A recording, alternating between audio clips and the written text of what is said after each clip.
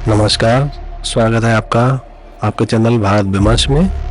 और इस वीडियो में हम बात करेंगे कि इस कांग्रेसी धर्माचार्य ने जो मुंबई में जाकर उद्धव ठाकरे के सपोर्ट में जो बोला है उसके असली मायने क्या है।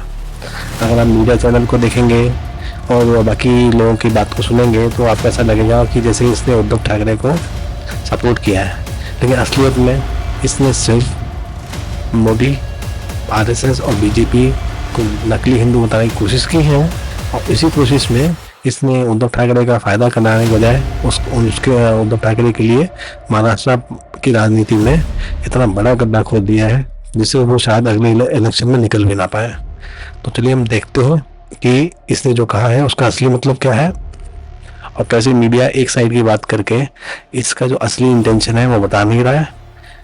उद्धव ठाकरे का जो इस्तेमाल था वो कांग्रेस ने कर लिया है और उनका कोई आगे बहुत बड़ा इरादा नहीं है कि उद्धव ठाकरे को आगे लेके जाने का। और जिस तरीके से मुसलमानों ने खुल के उद्धव ठाकरे को वोट किया है उससे पता नहीं हिंदू कितना जगह है या सो रहा है, लेकिन जिस दिन उद्धव ठाकरे कांग्रेस और एनसीपी से अलग हुए उनमें से एक मुस्लिम भी जाके उद्धव ठाकरे की पार्टी को वोट नहीं करने वाला। तो सोचिए उद्धव ठाकरे की हालत क्या हो जाएगी कि अगर अगले असेंबली इलेक्शन में उन्हें अकेले लड़ना पड़े।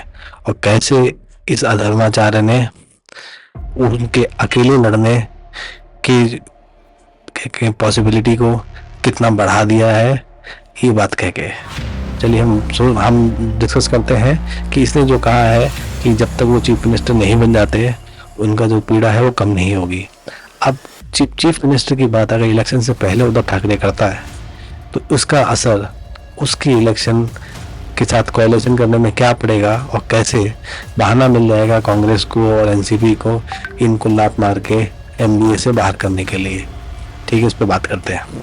उस पर बात करने से उस पहले हम देखते हैं कि अब जो लोकसभा इलेक्शन के बाद जो ये लोग उछल रहे हैं उसकी असलियत क्या है। तो अभी जो इलेक्शन खत्म हुआ उसमें अगर आप देखोगे तो इन लोगों ने जिस तरीके से सीट शेयरिंग की थी तो उद्धव सेना जो थी वो लड़ी 21 पे, कांग्रेस लड़ी 17 पे और शरद पवार की एनसीपी लड़ी 10 पे। तो उद्धव सेना ने 19 में लड़के 9 जीते और कांग्रेस ने 17 में लड़के 13 जीते और शरद पवार ने 10 में लड़के 8 जीते। आप देख लो ये दोनों पार्टियां जो हैं हिंदू विरोधी, जो खुल के हिंदू विरोध करती हैं, कांग्रेस और एनसीपी शरद पवार वाली, उनका जो विनिंग परसेंटेज है वो 76 और 80% है। जबकि जो ये इसको उद्धव सेना भी नहीं कहना चाहिए, इसको बुद्धू सेना कहना चाहिए। बुद्धू सेना जो है वो 21 में लड़के 9 में जीत रही है और 43% सीटें जीत रही है, बाकी अपनी 57% सीटें हार जा रही है। अब यही नंबर कांग्रेस और एनसीपी इसको दिखाएंगे कि भाई तुम किस मुंह से सबसे ज़्यादा सीटें मांग रहे हो और किस मुंह से तुम चीफ मिनिस्टर की पोस्ट मांग रहे हो। अगर तुम्हें लड़ना है हमारे साथ तो हम और एनसीपी जो डिसाइड करेंगे, उसके बाद जो सीटें बचती हैं उसमें आप लड़ो और चीफ मिनिस्टर की पोस्ट भूल जाओ। ये बात उद्धव ठाकरे मान नहीं लेता, लेकिन इस अधर्माचार्य ने उद्धव ठाकरे को ऐसे चने के झाड़ पर चढ़ा दिया है जिसके बाद उस चने के झाड़ पर चढ़ा हुआ उद्धव ठाकरे का नहीं, देखो यार यहाँ तक शंकराचार्य भी बोल गए कि सीएम हमें होना चाहिए, सबसे बड़ा हिंदू तो मैं ही हूँ। तो कांग्रेस और एनसीपी कहेगी भाई तू पागल है क्या, सबसे बड़ा हिंदू बनके तो हमारे साथ लड़के तो जीत पाएगा, तुझे जिताया कितने, तो अब जाके देख ले अपनी सीटों में। तू औरंगाबाद से जीत के आया तो कौन जिता रहा वहां पे, जितनी भी सीटों में तू जीता है वहां पे तो मुसलमान जिता रहा तुझे, और तू सबसे बड़ा हिंदू गाल बजाएगा हमारे साथ बैठ के, तो वैसे भी हार जाने वाला है। तो सोचो कि इस अधर्माचार्य ने उद्धव ठाकरे के लिए ऐसी क्या कहना चाहिए कि गड्ढा खोदा है कि उद्धव ठाकरे उसमें हंसते हंसते गिर गया है और वो उस गड्ढे से बाहर नहीं निकल पाएगा। अगले असेंबली इलेक्शन में उद्धव ठाकरे को खून के आंसू ढोने पड़ेंगे। उसका पूरा इंतजाम ये कांग्रेसी एजेंट मुंबई में करके गया है। तो मैं सोचता हूँ आप लोग इस बात को समझ रहे होंगे कि मैं क्या कहना चाहता हूँ कि इस अधर्माचार्य ने एक तरफ तो बीजेपी, आरएसएस, मोदी सबको गाली दी कि तुम असली हिंदू नहीं हो, और दूसरी तरफ उद्धव ठाकरे को बलि का बकरा बना के उसको इस ऐसे झाड़ पर चढ़ाया है कि जिससे कि उसके बाद उसके पास कोई भी रास्ता नहीं बचेगा बगैर सीएम पोस्ट मांगे या बगैर ज़्यादा सीट मांगे। लेकिन जो नंबर बता रहे हैं उस नंबर के हिसाब से तो एनसीपी और कांग्रेस उसको देने वाले नहीं है। तो मैं समझता हूँ आप समझ गए होंगे कि जो धर्माचार्य आया था ये दोनों साइड का नुकसान करने आया था, उद्धव साइड का भी और बीजेपी आरएसएस साइड का भी। तो टोटली माने तो ये सिर्फ हिंदुओं का नुकसान करने आया था और अपने आकाओं का उल्लू सीधा करके चला गया। तो अभी मैं आपको एक वीडियो दिखाता हूँ कि उद्धव सेना, बुद्धू सेना कह लो, जो भी कह लो, उनकी रैली है और रैली के ऊपर कौन से झंडे चल रहे हैं वो भी एक बार आप देख लो।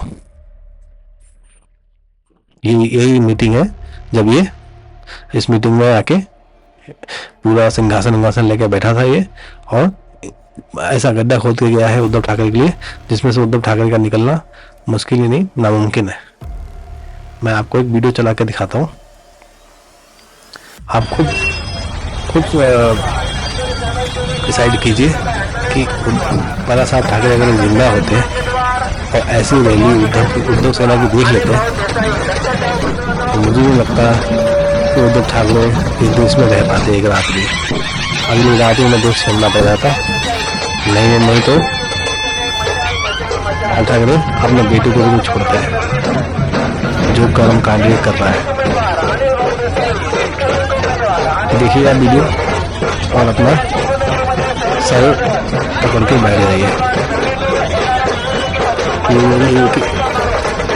कोशिश की कि मैं आपको दिखाऊं कि कैसे ये धर्माचार्य किसी का भला करने में आया था, उद्धव को भी देने आया था और बाकी हिंदुओं में गाली देने आया था कि जो हिंदू इनके सामने हिंदुता हुआ, इनके झंडे को अपने झंडे से ऊपर लेके अपने झंडे को से ऊपर उनका झंडा लगाता है वो असली हिंदू है। और जो जिस हिंदू के रीढ़ की हड्डी है या कोई भी सनातन के प्रति उसके अंदर प्रेम है वो असली हिंदू नहीं है। सोचो कितनी घृणित और कितनी सोच लेके ये धर्माचार्य आया था और क्या बोल के गया। फिर ज़्यादातर लोग भारत में समझते ही नहीं है कि ये लोग करना क्या चाहते हैं।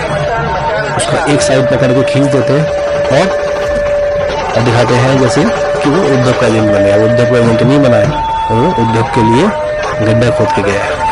ये आप सोचो, अगर उद्धव ये बात नहीं कही होती तो उद्धव शायद अगले इलेक्शन में एक बार सोचता भी कि चलो भाई सीएम देखा जाए बाद में। ये कहने के बाद अब उद्धव के मुंह में एक ऐसे वर्ड डाल दिए हैं, ऐसे चने की झाड़ चढ़ा दिया है, उद्धव नहीं बचने वाला भाई।